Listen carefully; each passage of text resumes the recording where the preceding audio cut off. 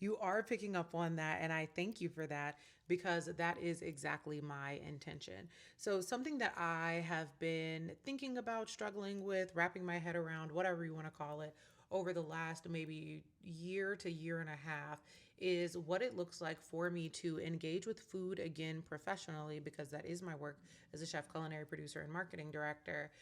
while also honoring the part of me that the internet now knows, which is vulnerable and squishy and has talked in great detail about love and life and my own journey in self love, and holding space for all of that while also doing so in community. And I've built brands around that sense of romance that I simply don't think hold space for all of the things that I am anymore. My old podcast with Love and Butter, which has, by the way, been sunset so that I can make room for something new, but we'll talk about that probably in another video. I felt like it was really important for me to have a clear through line in the work that I do. And I have been, first and foremost, always moved by the spirit of romance in all of my work. So when I am talking about romance, as in like with a romantic partner, when I am talking about the romance of self love, when I am talking about the romance of community, when I am talking about something as simple as like friend food, when we are having folks over for dinner and I'm, setting the table for 9 folks together with us,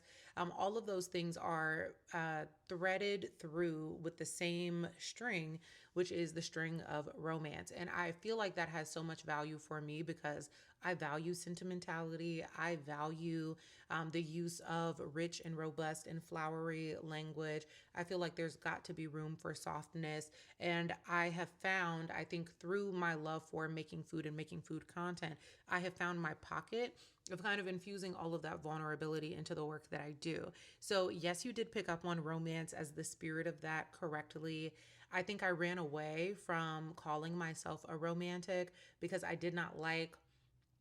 the idea that for all the work that I've done in my career, the thing that I felt like people approached me the most about was my love life, which is the thing that I could not control, but also had made a point to share. And so this is sort of me reclaiming that. I don't know that it feels like a full on rebrand, but I have been thinking about something of a rebrand, and I wanted to just give myself the room to name it quite succinctly that what I do is find the romance everywhere, not just as it pertains to my relationships with my man,